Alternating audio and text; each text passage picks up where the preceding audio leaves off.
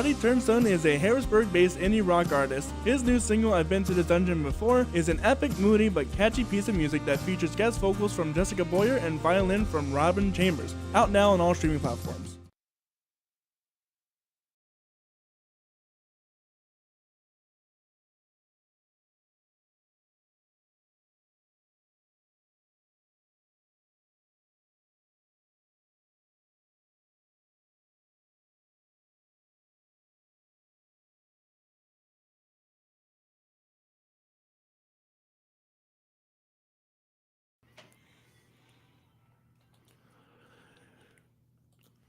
Good morning, everybody. My name is Corey Rosen, and you are listening to the Story Podcast. Today, I have on a super awesome guest, Kevin Whitaker.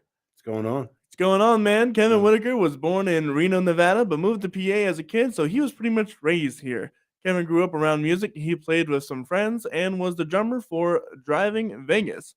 Kevin had some good projects with friends throughout the years. His life took a huge turn in 2019, though, as he was involved in a certain lifestyle for so long, and Kevin went through a divorce and major changes from COVID. Music was something that saved his life, though.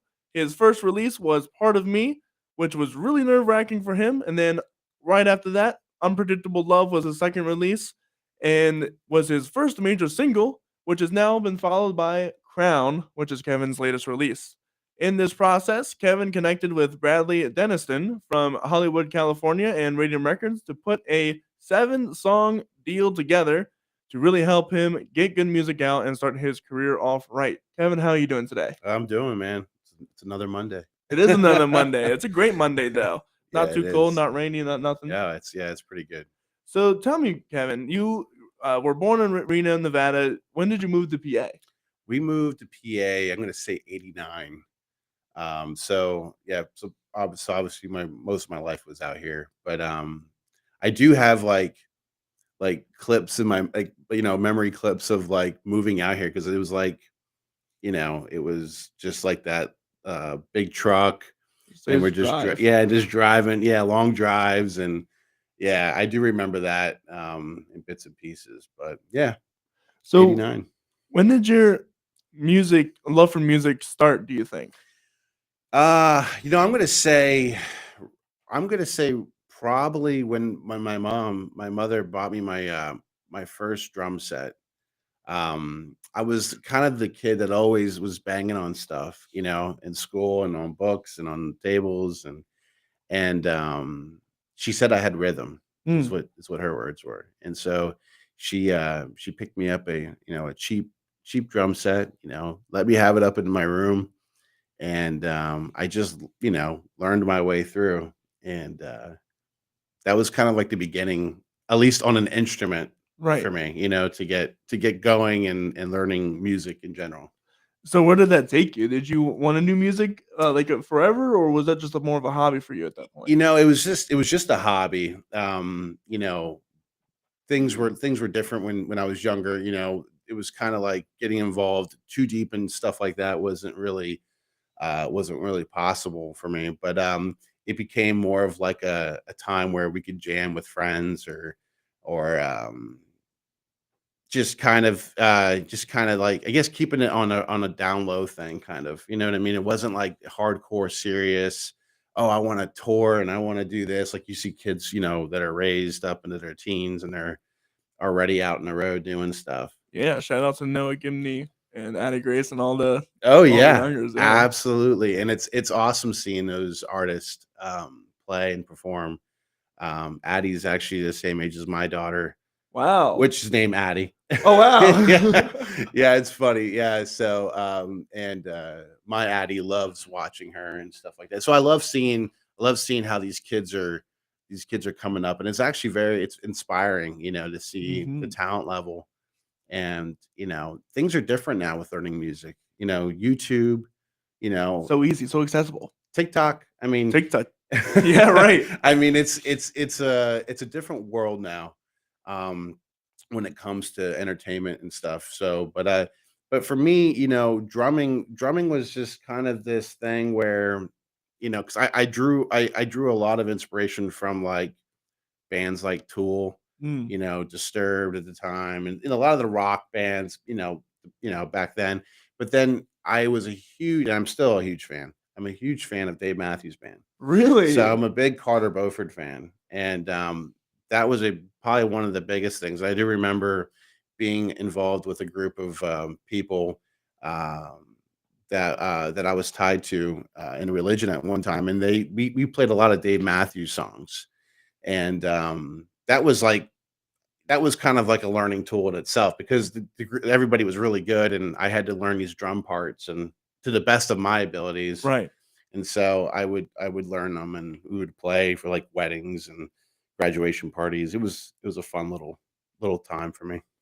So you do that. You pretty much were a drummer for a really long time, weren't you? Yeah, over 20 years. Yeah. So tell me about that evolution of when you were just a kid drumming in your room to going out and performing. So, it took some time for me to kind of build up on, understanding the, drums in itself, What is it? Yeah, what is a drum? What does Yeah, it do? what's it do? How does it, how do I operate, in three different body parts trying to do different things, and then four different, Mhm. just it just became a whole learning curve. But I picked it up pretty quick. And then just kind of going through that point in life, playing and practicing and just kind of putting my mind into that zone. I had a really good. I have my one close friend, Zach Blessing. He was a piano player, and I remember him and I jamming in my mom's basement, my parents' basement. And that's kind of how the whole band thing started for us and for me, like kind of what it would be like to play music, doing original music. Because I was just doing covers, and so was he. He and him and his brother had a little cover band going on, that they would do stuff and whatever. But we were kind of then, we took it to a different direction, Mhm. and it was him and I for a while. Then we had another guitar player friend that came in and played. And the name of that band at the time was called Wait. We called it Wait. And we spelled it Wayt, and we thought we were like, we thought we were like smooth, Edgy, You're like, yeah. oh, watch out, watch out. Here comes wait. Meanwhile, people are like, "What is what? Yeah, How do you say that? yeah. They're like, "What is this, Wyatt? Is this What? Wyatt?" No, it was Did you just misspell Wyatt?" yeah. It was so much fun. I mean, like, you think back on those days. It was really cool, and for me, it was like a great experience to have, and like we had our first recording experience. His dad, put up some money, and we recorded up in Scranton, Wilkes-Barre, Mm, at the studio, and we did like 4 songs, and it was like the highlight of that time for us. Like, it was just like, man, we're in this, multi-million dollar studio, and it's just so cool, mhm. But yeah, little things like that. That was kind of like the push of slowly getting into music and going. That's really cool because that's just it sounds like you had the very stereotypical, garage band Pretty of much. of the kids, Yeah, getting together in the garage and jamming out. That's really absolutely. cool. Yep. Yep. So, when did you guys did that, was that, like, high school or Yeah, I want to say like high school, 17, 17, 18 even. I think, yeah, maybe like 16. Yeah, 16 to 18 is probably a good time frame. And even before that, so me going through this drumming, stage in my life, I attended my first concert when I was 12, I believe. I posted about this recently about my first concert was a Beach Boys concert Really? in Reading area at the Phillies Stadium, Mhm. and when they were the Reading Phillies, and that was a huge experience for me because we got to go backstage. I had my dad's like old records, and I got them signed by like Mike Love and Bruce Johnson, who That's were, really cool. and I like that was a huge highlight for me. And then like after that, I would go home and just listen to the Beach Boys nonstop, and just would play drums with them, and just was musically inspired by that sound and by that era of Of music, the yeah. music, yeah. So, That's But yeah. So you had this first band. Go out and make these singles at the studio. What comes out of that? Anything or I think for me, my life took a different direction. Zach and I, we went both kind of went separate ways. He moved out to California. I got married at that time. Mm, And I was only, at that time married a short period of time. I was young, so that didn't work out so well.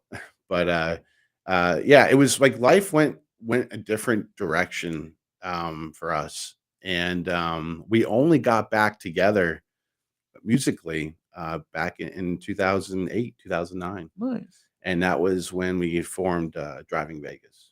So I want to kind of go through that little bit of a rough spot.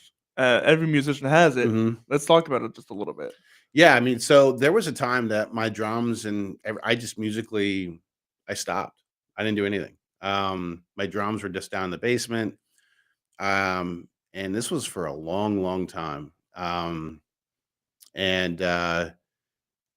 it really was kind of in that period too, even after Driving Vegas, before I even got into my solo stuff, that music went so twice in my life, music kind of Oh, really? went down, yeah, and went stagnant for a while. But the first time, it did because I was a business owner too at that time, and I had a family, um, and it was different.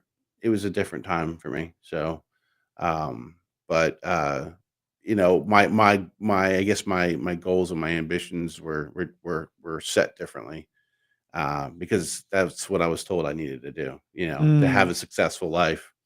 And so I did, I realized, I wasn't really attaining any sort of success, right. not necessarily physically, like money or anything like that, but just happiness in general.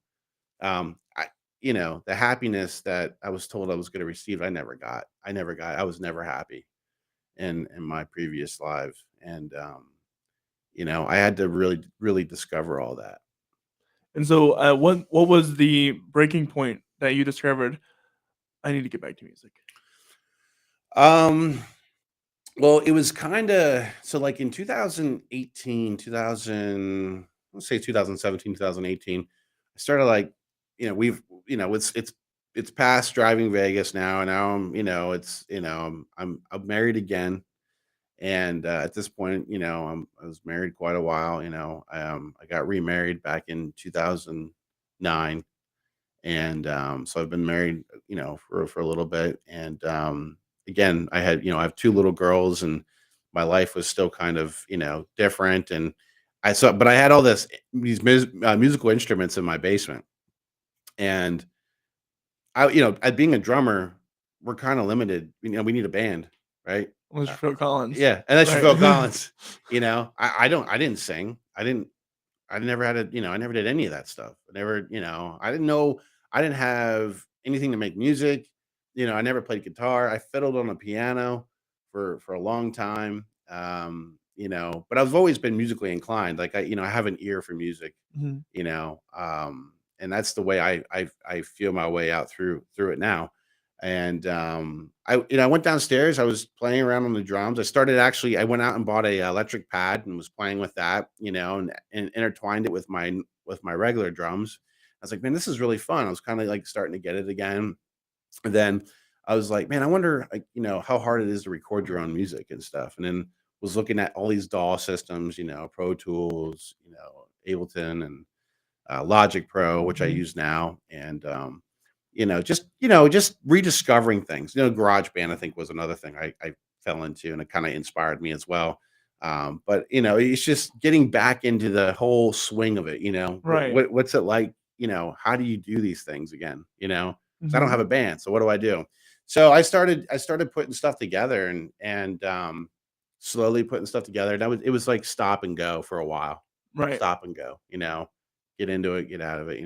And still trying to hook up with people to play music. I was wanting to drum for people, but at the same time, I was limited because I can only go so far and do so much, given what my life was at that time. And so, well, rewinding back to 2008 and driving Vegas, tell me Mhm. about that whole experience. That was fun. That was a great time for us. We got to do a lot of cool things.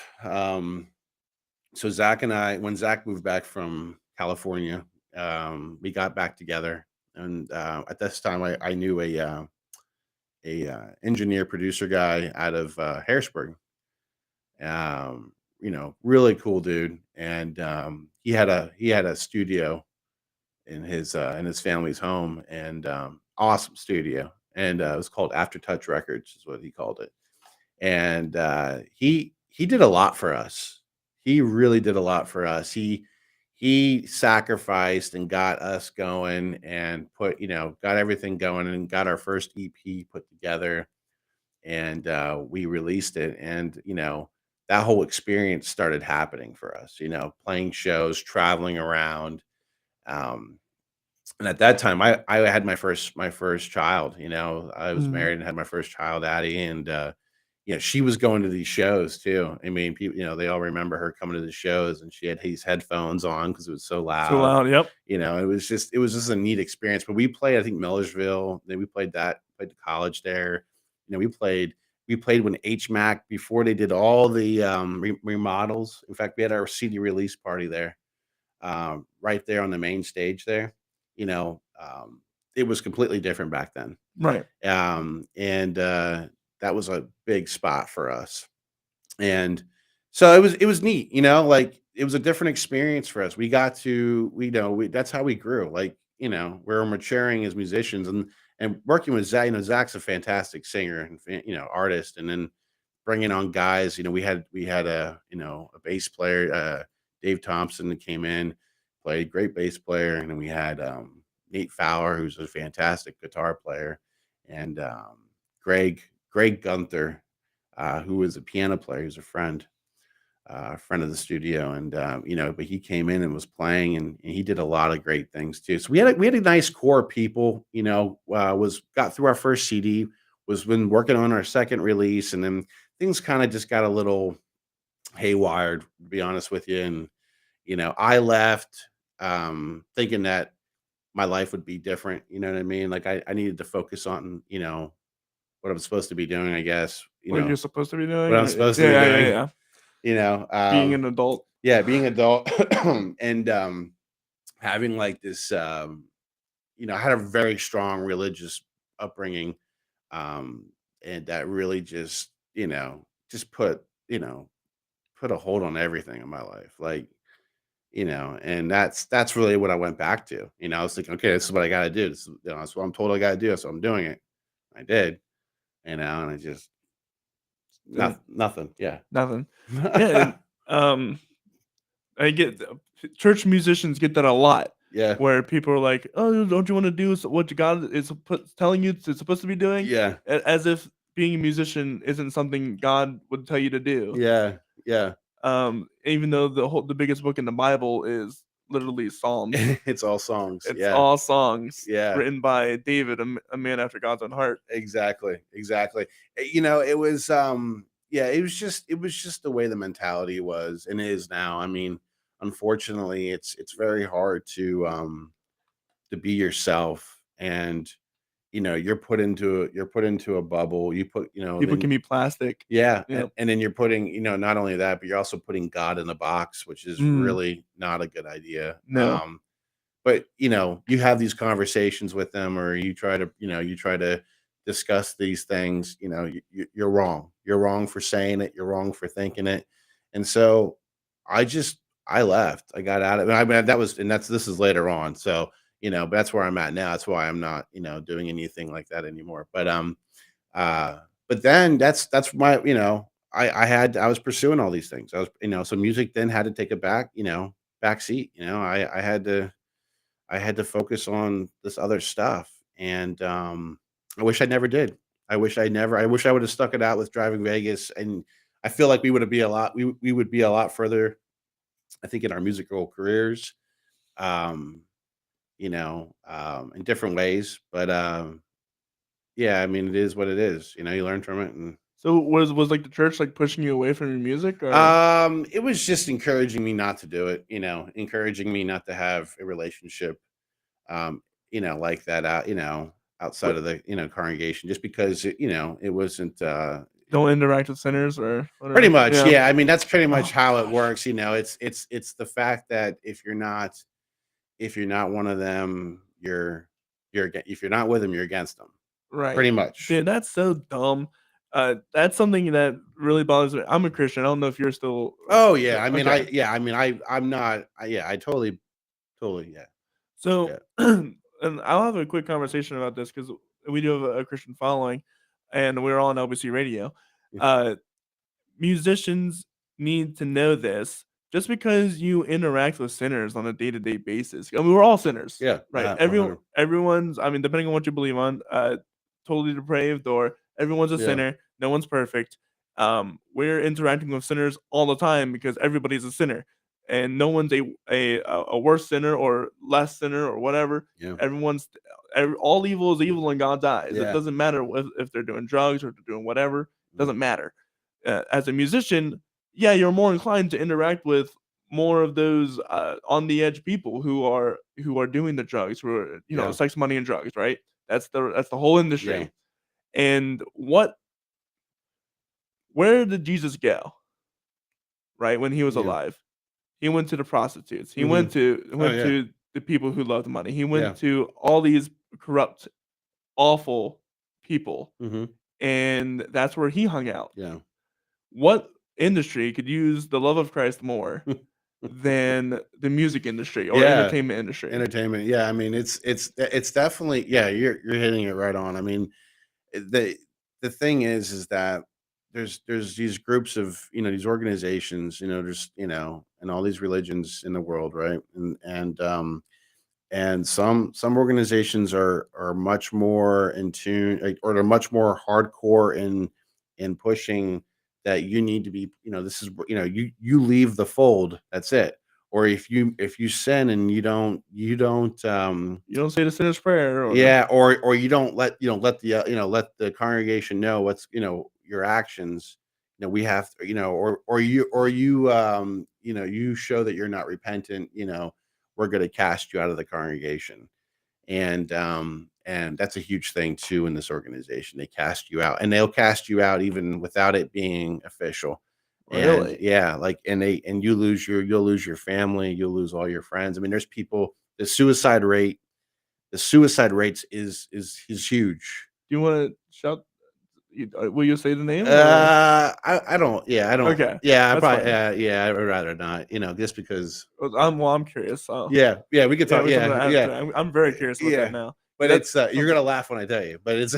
I'm pretty sure I will because I have uh, a few in mind. so, but it's bad because it affected me, and so you live this life where you're trying to do what's right. You want to do what's right, and you'll feel like you'll never meet those standards because the standards of living they're Impossible. impossible. They're not realistic. And people that claim to think it's realistic, Don't live like it. they're And lying. They're not living like it. oh, There's no way. and that was like another thing I was gonna say because I know every single one of those people have done things that they're keeping hush hush about it too. Skeletons in the closet. Skeletons in the closet because people and this applies to specific churches and specific congregations because not all Christians are like that. Yeah.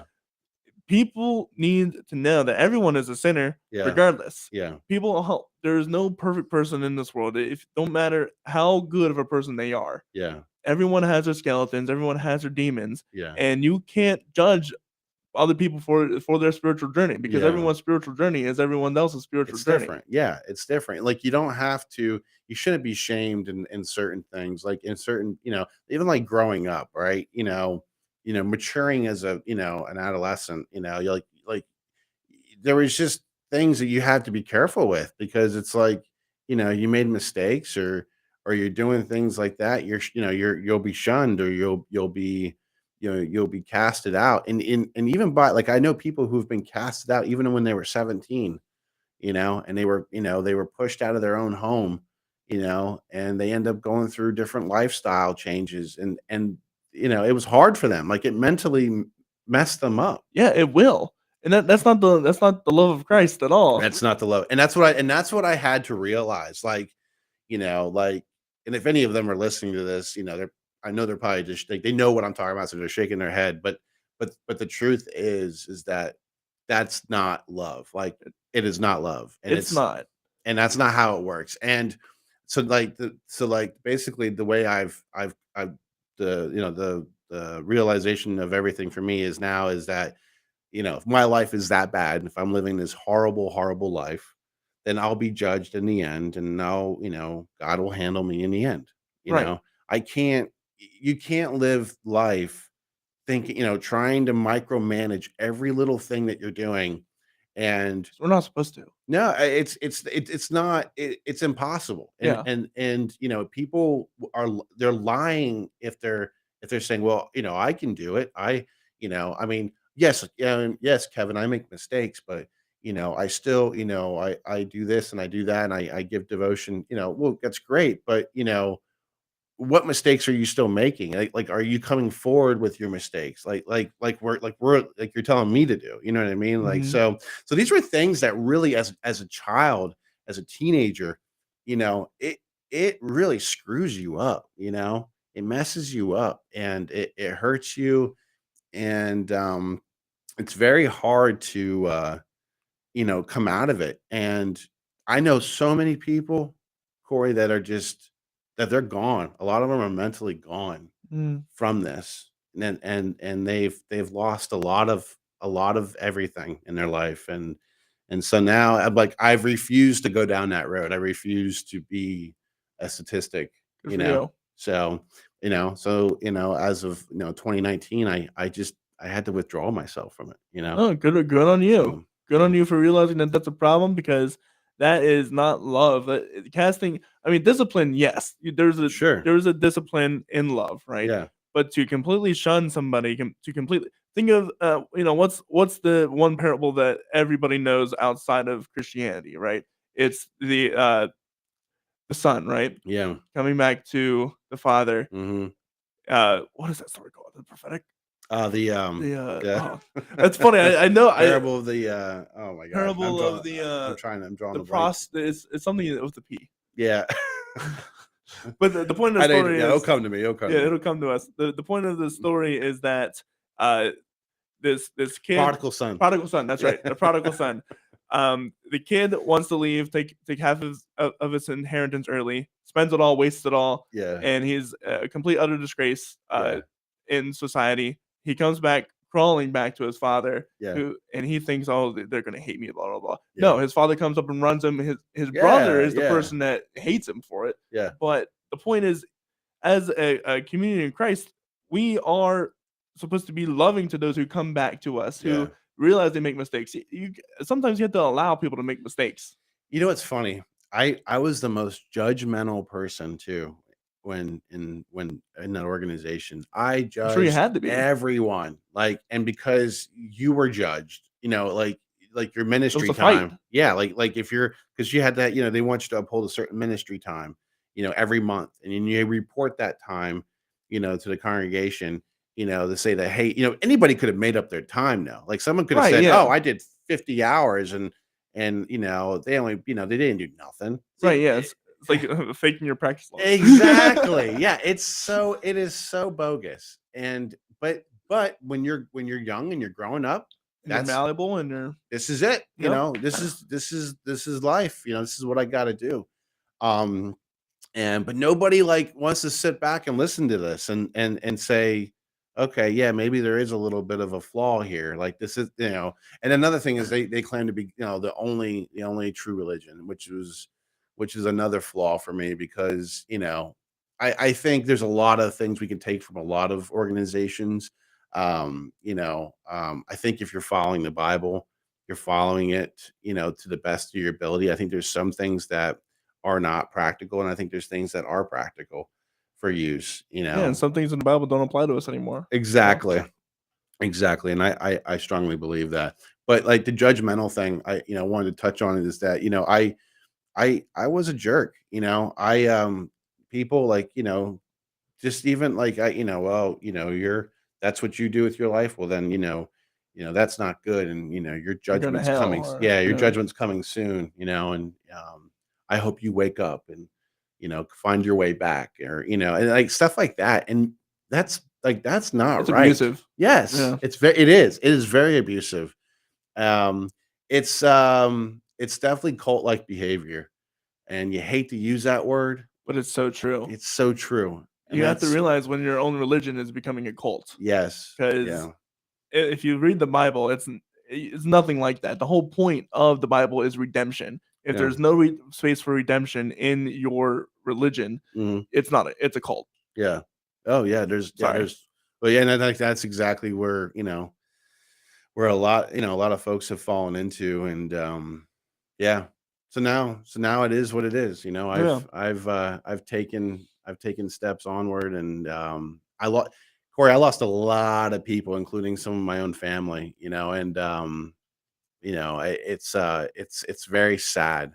It's very sad. And but it's also eye-opening to realize you start to understand what real love is in your life. Mhm. Okay.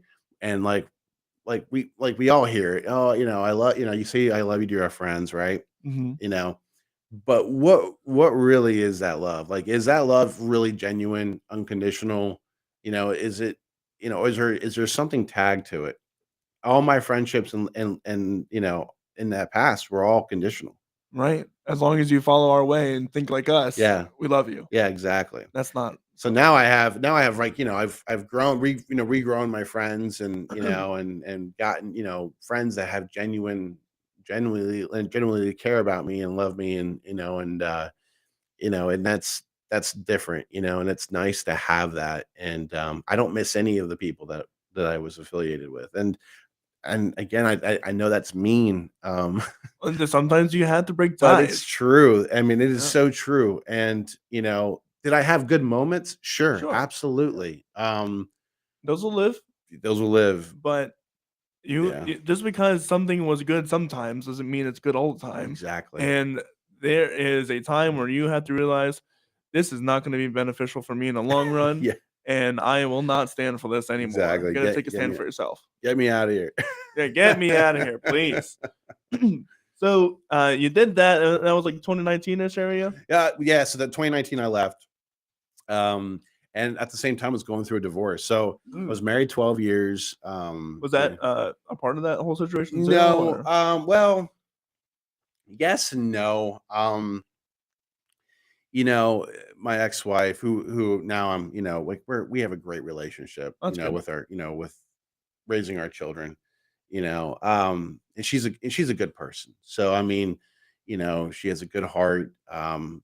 You look back in for any sort of relationship, and there's things you could have done better, and there is things I could have done better, and there's things that she knows she could have done better. And that's just what it was. And next thing we're Life divorced. happens. Yeah. Yeah, life happens. And but it's a learning curve, and I've accepted the fact of things and changes that I needed to make within myself. And I tie all that all those things that I had trouble with to To the that religion. that religion. Yeah, to the organization, because all that stuff affected just every little piece of behavior that I had. Your worldview that you built up as a kid, or maybe indoctrinated into you Yeah, as a kid, affects everything about you. You everything. will not realize how much you think negatively because Yeah, you were brought up in a negative situation, or yeah, if you're judgmental, you probably think overthinking every single situation you've ever been in. yeah, You're overthinking. Oh, is this beneficial? Is this bad? Or is this good? Is this bad? And you're taking the focus away yep, from what God's plan really is for you. exactly. Yeah, and also the feeling of not being good enough, Yeah, because that I'm not worth feeling. it, Yeah, I'm not worth it.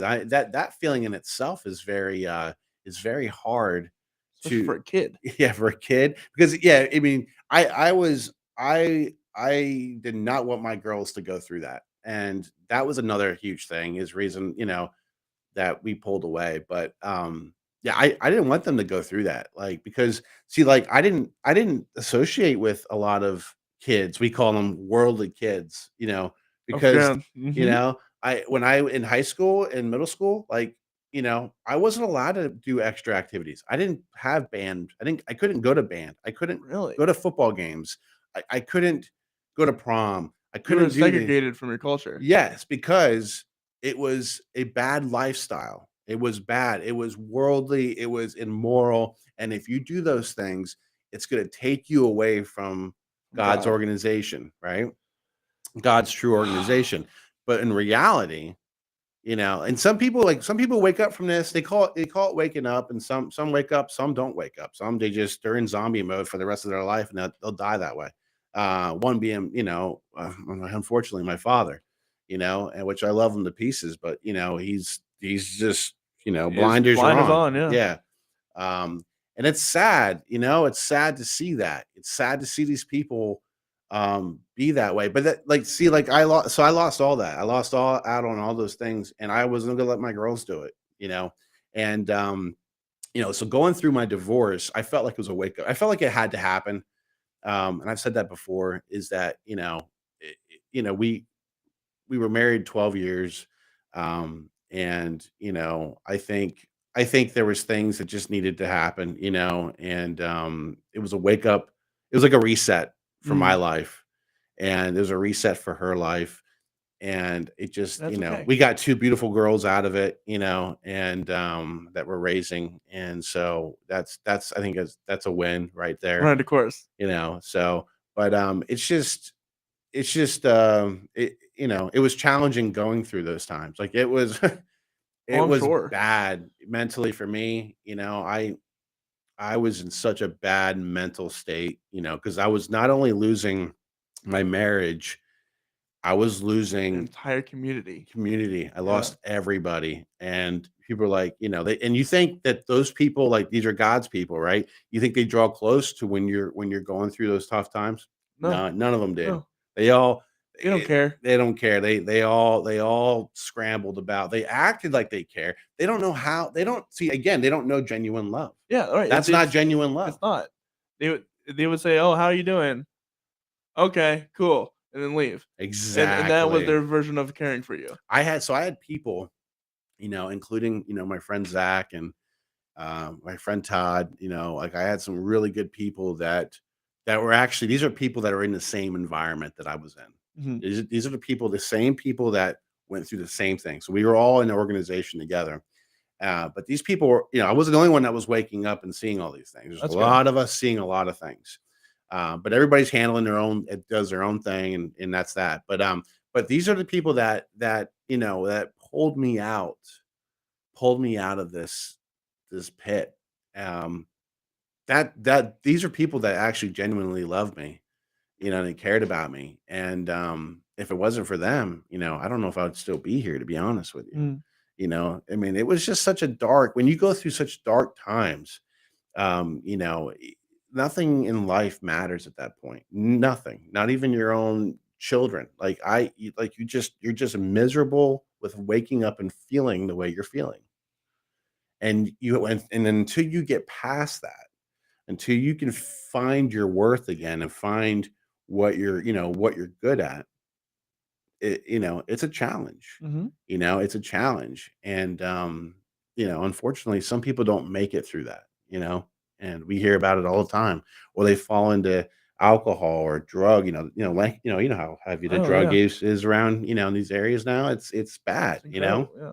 because people are trying to wash away the sadness, if it comes from their upbringing of some sort, or whatever it is. So, I just didn't want to go that, like, I was very lucky in many ways not to have gone through any of that. It was just kind of either, sink or swim at that point for me. And then that's kind of when music started making its way back into my I was life. about to say, 'cause that all that stuff makes great content for music, right? Exactly. It started making its way back in, and because I had to find something. I was Right. trying to channel, like, I didn't know how to even channel. Like, I was a musician, but I didn't know, like, again, I'm a drummer. I don't know how to, I'm gonna drum my confusion out. I mean, you can a little bit, You're but hitting stuff. yeah, you're hitting stuff. That's about it. But I had to really I wanted to really reach people too. Like, I want to be in, like, another piece for somebody else that might be going through the same thing. And that's kind of how Part of Me, the first song release, came out. I did that in my studio, in my home, and I made this song, and I needed to get it mixed and mastered. Came across Bradley, sent it off to Bradley over at Radium Records. He did his thing, and then I get it back, and I realize, wow, this I do have potential at doing something with Mm. music. Like this is, like when you have somebody that, like kind of like, what he's done then is taken my hand, and he's kind of been like, hey, okay, this is okay, I see what you're doing here, but let's do it this way. Let's get you on the right path. You know what I mean? And Having a mentor. and that's what he's done. And that's what he's doing, continuously doing. So tell me about Part of Me. We have it lined up here. What was the songwriting process? Is this the first song you ever wrote? Yes. I kind of was fooling around with some other ideas, but this is the one I was like, I think the most successful in my mind. Just because I had the ideas. Just was learning tools, musically, sounds, and learning how to rework samples and play with just bringing music together, Mhm. piano stuff, everything. And this was the first song I did that. And then also the first song of me discovering my voice, trying to Mm. figure out, okay, like, this is my voice. And so for that, I drew a lot of inspiration from like the Europop scene. Like I'm also a huge fan of like Pet Shop Boys and Depeche Mode and Cure and um a lot of those old bands, those that era, that time. And so I wanted to bring in a little bit of that flavor into my music then, you know. And that's kind of how Part of Me started. Well, so let's get into it. Part of Me. This is by their first single First single. by Kevin Whitaker. Take a listen.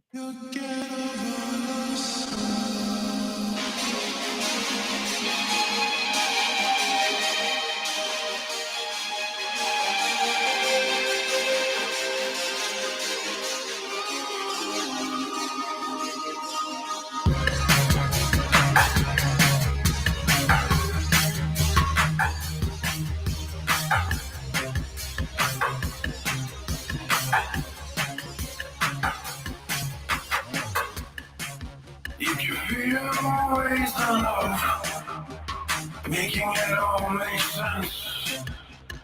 I don't know where I begin. Oh yeah, you can feel so lost, never to be found. But it all comes back again.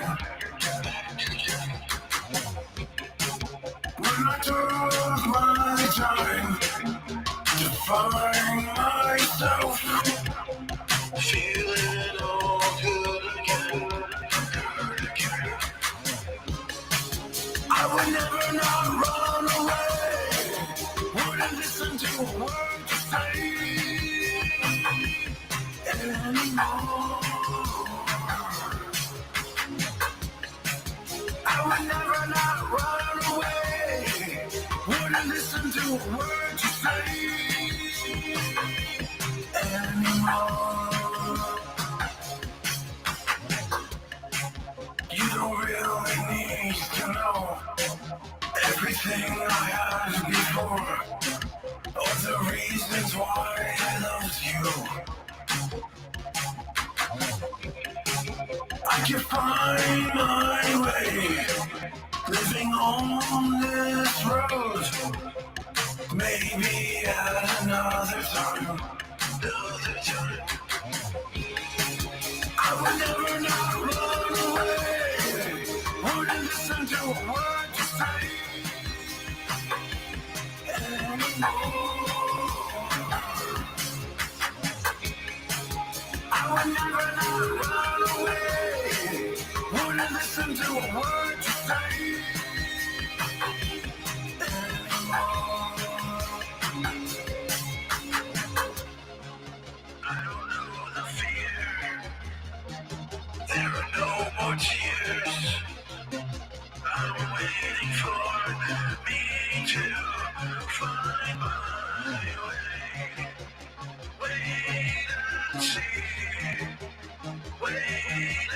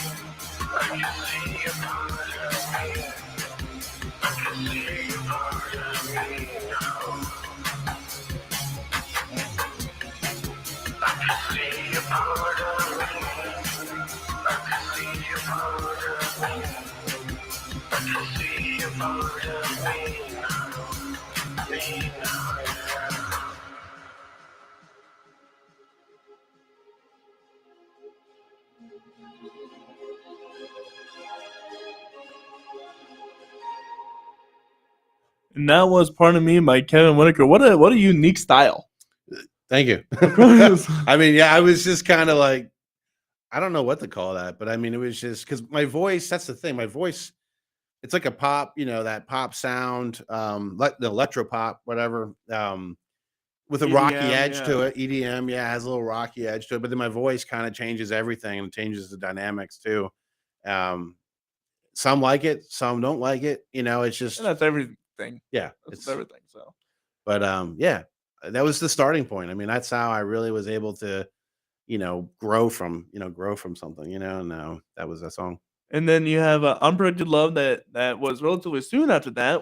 Was this all like one writing inspiration? Oh, So I guess it happened over COVID. yeah. Well, Unpredictable Love was basically I was going, I was talking to this girl, with who I'm in a relationship now with. And but like then it was just pure conversation and it just, but it all felt right at the time and felt like love and felt so unpredictable. And I was just down in the studio and fooling around with it, and Unpredictable Love just started coming out. And then I went to LA. Yeah. So LA, then when I went to LA, got with Bradley. He co-wrote, finished writing with me and then produced this record. And this was a bigger record for me. And is this part of that 7th song that you have? No, this that's was feature? actually, yeah. So that's, All right, this we'll was, get to that then. yeah. So this is Unpredictable Love by Kevin Whitaker.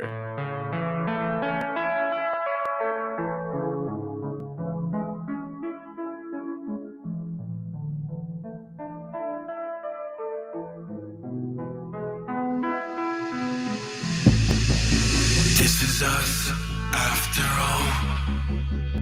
Maybe we will never fall. Give it a chance, find your faith, make it dance.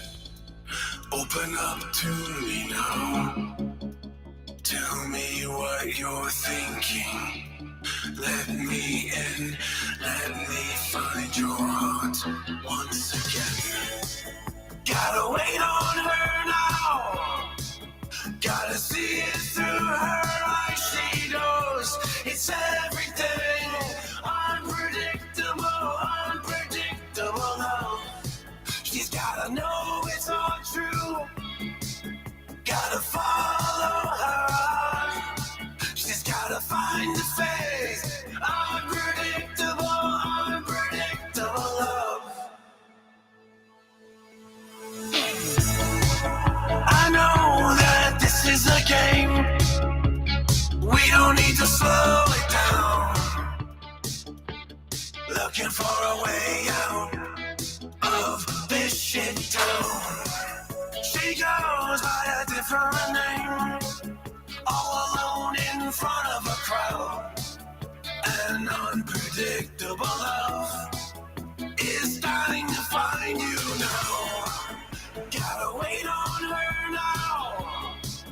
Gotta see it through her eyes. She knows it's everything. Unpredictable love. She's gotta know it's all true.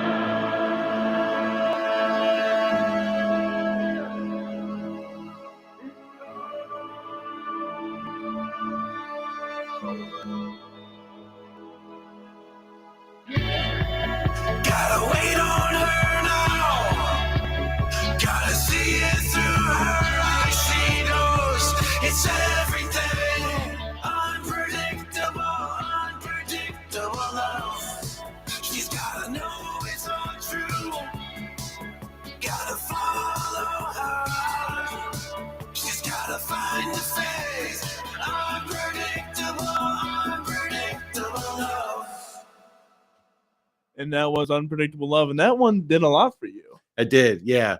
In fact, we did a remix on it, and people loved the remix too. I didn't give you that one, but that was pretty much the same song, but it's just more of a dance, more more Mhm. dance vibes because it had dance vibes in the original. Yes, It very but much so. Will, the one DJ producer I worked with out of Hollywood, he did a remix of it, and I thought he killed it. And so we have one of your latest releases, Crown. Crown, yeah. Tell me about this one. This one here is more the direction we're heading in with all my songs, more of an industrial rock sound. These songs are now being built like I'm more trying to get into the sync world. Like I want to get music into film and commercials, and that's what Brad's specialty is. That like he knows that world. He has music and he's done music with Lego, with Lego Movie and 21 Jump Street. Like yeah, like that's sick. Yeah, he has like he's brilliant. His ears are great, and that's the direction he's taking us, and that's what Crown is. And so, what was the writing process for this like? Because that's a completely different writing process. Exactly. So, Crown really was just a song of of a motivational song. Something you would actually hear at an arena. Like right now, really like a pump up song, like a Hershey Bears game. So I sent this song to EA Sports, and I'm in talks with a gentleman from EA Sports, and so I'm hoping. I mean, it's a long shot. I'm hoping it can get utilized into a game. Yeah, and listen, here's the thing: musicians don't realize. All you got to do is ask. You got to ask, and they can say no, and that's okay. Yeah, and one thing, if I can mention, is one thing that's really important in going this route is you have to have quality music. That is very true. And having a quality engineer and producer to work with. No, you're absolutely right. Without that, there's no nothing. You can be the most talented person in the world it's not always true, but for the most part, yeah. You have to have quality and decent recordings. You do. It's got to be industry standard at least. Mm-hmm. Yeah, and so that's what Radium has done. I mean, they brought everything. Even Part of Me was, is industry standard. Now we just went from Part of Me because that was all produced by me. That was just all my stuff. Now I'm getting guys with a lot more experience getting their hands on all my music, which I'm fine with. And that's okay. Helping me write, helping me build. And that's okay. I think it's okay to go that route. Like I'd rather go that route than to waste time doing something that's, that might not be as good. Yeah. Putting out, trashier music. Yeah. And that's okay. Listen, I know music is your baby and everything, but it takes a village, right? To raise a kid. It takes a village to write good music. It does. Yeah. So with that said, this is Crown by Kevin Whitaker.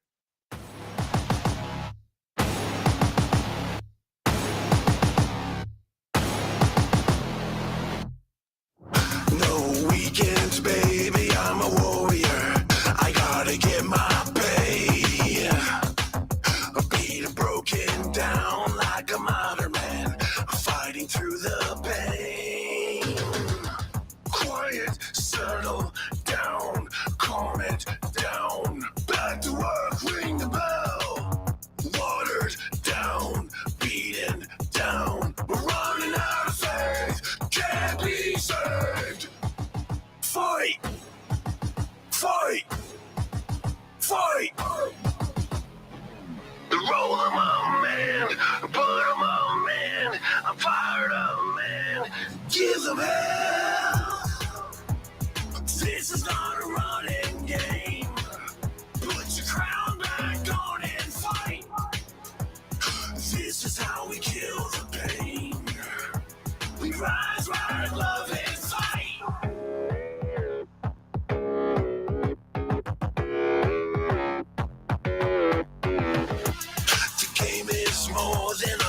For the cup, it gives you a taste and denies it. You scraped and cut, they want more, what a bore. You need to win, you need the big scar. It's never enough to get up from the ground. So beat up, but you don't back down. Fight! Fight! Fight! Roll 'em on, man. Put 'em on, man. I'm fired up, man. Give them hell. This is not a running game. Put your crown back on and fight. This is how we kill the pain. We rise, ride, love, and fight. This is not a running game. Put your crown back on and fight. This is how we kill the pain. We rise, ride, love, and fight. We rise, ride, love, and fight. And that was Crown by Kevin Whitaker. Dude, what a song. I'm just going right on my playlist. Thanks a lot, man. So this is the direction you're going. This is an amazing direction. I heavily agree with this. No, yeah, thank you. Yeah, I mean that's kind of where we're going. I mean, this next release that's going to be coming out, I think people are going to really enjoy it because it's taking all those same textures, and this next one's even a little bit harder, but still big sounds and stuff like that. No, So I love it. It gave me chills when I heard the first thing, and not only because it was loud, but I like yeah, loud. yeah, But also just the sound the engineering on that is really good. yeah. It gets Brad's ya. good, man. He Yeah. is the man when it comes to that. And that's why you lock in with somebody, stay locked in with them, and follow, steer Work the course. with them. Yeah, steer the course. That's something a lot of musicians get cold feet about, because if something doesn't work out immediately, they dip. They dip. Right? They dip. Yep. So you gotta trust your engineers. And granted, you do have to do your research. Don't get me wrong on that. Yeah. But once you find someone that you think would be a good fit, try to fit with them. Yeah. It's like any relationship. There's compromise everywhere. Yeah. Yeah. And if you want the best product, you have to be willing to be malleable just as much as they are willing to be malleable to work with you. Exactly. Like there's times when even recording that song, like, because I did all the vocals in my studio, and we did a live stream vocal take. So basically it was audio movers that we use. I don't know if you heard of that. And it basically streamed over to his platform. And so it was all taken. Yeah, it was all taken with my setup, my preamps, and which I have a decent setup, but it's not like a multi-million-dollar setup. Right, of course. You know what I mean? But with the way studios are now, and all the technology that we can get, you can make good music out of your home. Yeah. It just takes a good engineer to work it, to glue it all together for you, and so big shout out to Brad and Radium Records and all those, the team of people he has with him. And I mean, I'm so blessed to have them on my side. And you have a 7-song deal with them now. I do, yes. Yeah. Is that going to be like an album or EP? It's basically like an EP. So like we're just putting together pretty much all the songs that are we're just releasing them as singles, and I'm gonna then at the end and just push them all together, package them together, and release it again. But as a new artist, you kind of have to. That's kind of what you have to do anymore. It's like the single game. The album, the art of the album is a little lost. Yeah. Play the single game for a while, get people excited. And I do perform these tracks live as well. I mean, I have a collage of songs that I use and I play with that I may never release, but people do love to hear when I play them live. It's just right now just kind of building the name and building the sound out to everyone. So where can people? Well, actually, we'll get to a few questions that I like to ask all my guests before we head out. One of the ones that I'm really curious about. You still are a man of God? Absolutely, 100%. What is worship to you? Worship, I think it's something we do on a daily basis, meaning how we represent ourselves. And if we claim that we love God and we love his will and love the things that he gives us, then we show appreciation in our daily activities and how we treat other people. Mm-hmm. I think that's kind of how worship is anymore. I mean, I went to meetings 3 days a week, twice a week for a while, and I feel like, that I don't feel like that's always necessary anymore. But I do feel like it's important to keep yourself in tuned to your own, listen to the voice, listen to whatever spiritual voice you have inside you. And I think it's very important that you share, your happiness and you share positivity with people that you may not even know, but like just in simple, interactions with the common folk, being that kind, loving person. Being a light. Yeah, Right. like that to me is good. That I feel like that's part of worship. I really do. I don't think it's just, singing praises Right, of and course. being in a, a church or, whatever and doing that. I don't think it's always that. I think those are, Christian fellowship I think is very important to be to be, socializing with people that are upbuilding and encouraging. But I think you have to be careful with that Mm-hmm. because if you're just locked into the group of people that you're socializing with and having fellowship with in that organization or in that area, you're now putting God in the box, Right. which I think that's what I've done. That's what a lot of people have done. Well, church is always on Sundays, It's only on Sundays. and only if it's a nice day out. Right. Exactly. Yeah, it can't be a fair weather Christian. Yep. You have to weather the storms. And another big thing is don't go to God when you have troubles. Like Just when you have trouble. just when you have troubles. Yeah. Yeah, Go don't to go God to all the time. all the time because that's very important because like you see that too. Like you never hear God's name or anything going on, Until and things go wrong. exactly, and everyone's like Convenient Christianity, that's what they call it. exactly, and that's a bad rap, man. Like that doesn't work either. No. I think it's also important to socialize with people that are going to make you better. They're going to make you a better individual. Find a good circle. Exactly. And it's not always it's not always in the church or it's not always No. in fellowship what you think it is. Good people, you'll spot a good person out, I think, outside of an organization a lot faster because now they're in an environment and they're either going to be, a like they're going to be better or you'll see like their traits of, negativity Mhm. or things that are like, oh, you know what, like I'm not sure if I want to Be involved with that. yeah, me included in that circle. You know what I mean? So that's just important. It's important to level all these things out. And I think that's what true worship is. So, out of all of these things that you've done a lot of shows, a lot of solo performances, everything. What is one of the funniest or worst things that ever happened to you on a show? I did a show at HMAC and I use backing tracks right now Right. because You can't get those samples yeah, live. yeah. I was rehearsing with a band, and I'm still actually going in that Oh, direction nice. eventually. That'd But be you still really cool. have to like with this type of music, you have backing tracks. I mean, that's just Right. the way That's it just is. the reality. I call it Post Maloning a show. It's That's what he does. Is Post Malone. karaoke in your own show. Yeah, Yeah. yeah. Which is it's all about entertainment. It's all about whatever. Yeah, that's okay.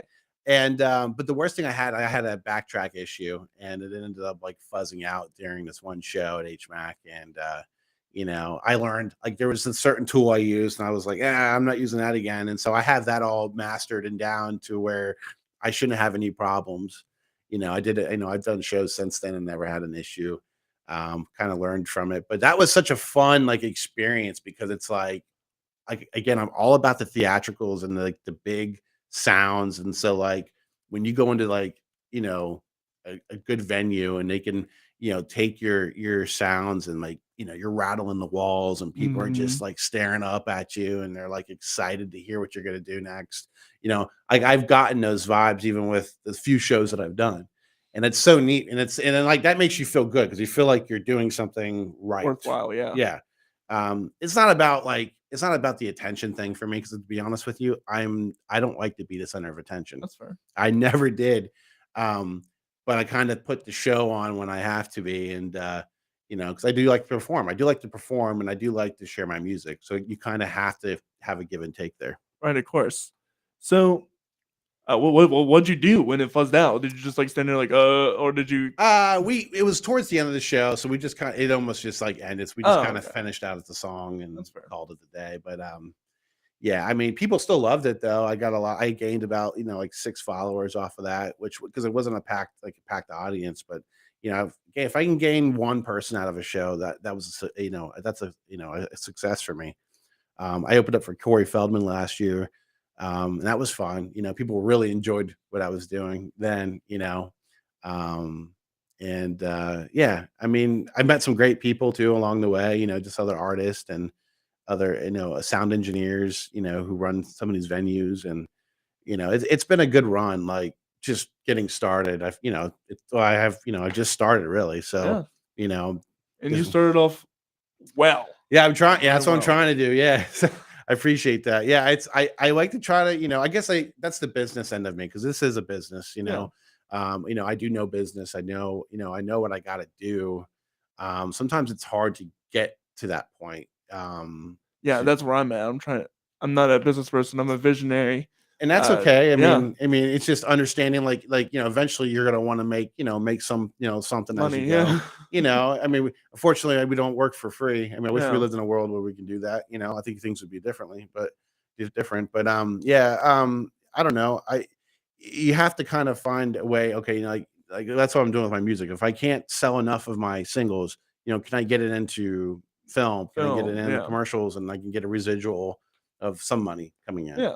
And that's you got then if you're doing that, you got to team up with the right people to do that. That's right. So Well, where can people? You're talking about followers. Where can people find you at? I'm on Facebook, Instagram, Kevin Whitaker Music, and then Kevin Whitaker, and there's some sort of number after my thing, but it's I'm sure it'd be There'll be tagged on links, it'd be in the sure. links. But then I'm on TikTok, I'm on YouTube. Also anything with Radium Records, you'll spot me on there. Music videos is all posted under Radium Records. Bradley Denniston, you can almost kind of follow the chain reaction of Everybody there. yeah, and just kind of follow that. But Man, it was a pleasure to have you on the show. thank you so much for getting me on here, man. Of course, man. And I This love means to a have, lot. I know. I this is great. I'd love to have you on again after Please. your 7-song release and talk about that, because I really do believe you're going places, man. Thank you. And I appreciate you and your story and everything. I could just keep going. Yeah, hey, what you're doing here is fantastic, and Thank you. I mean, and honestly, if I'm speaking on behalf of all the musicians here, it's nice having somebody who can, that we can do this with, because it's like, we're nobodies. I'm a nobody. yeah. And it's nice to come out and just, share our story and hopefully inspire somebody and whatever. Well, if you want to find out more about this show and what I do, you can go over to CoreyRosenProductions.com. That's CorYROSEN Productions.com. You can find out more about me, the solo projects that I do, and the podcast of all 136 guests before this that I've had on. And we are going to keep going this week. We have a really packed week. Tomorrow we have Dan Mayer. He is a local recording artist, studio. Oh my gosh, recording engineer. That's what they call it. Yeah. That's funny. He's a drummer as well, so I'm Oh, really sweet. excited to talk to him Very about cool. all of that. This Friday, we have Dustin LeBlanc, who is the managing director of West Shore Theaters. He's been an artistic director of many theaters and producing giant theaters, giant theatrical acts. So I'm really excited to Very get into cool. that Very scene cool. again. I haven't had a theater person on in quite a while, so I'm excited Oh to man. dive back into that world and all of that. And this Saturday, we have our interview with Night Owl Country Band. They're a country band out of Indiana who run their own award show in tandem with ISSA, which is the International Singer-Songwriter Association. Wow. So I'm really excited to talk to them and get their story. And then we don't have anything until Monday. We have JC Fetlock. He's a local artist who's been doing it for years, and I'm really excited because he has got some stories to tell as well. With all that said, my name is Corey Rose, and this has been the Story Podcast. I hope you guys have a wonderful rest of your day, and we will see you guys later. Thank you. Bye.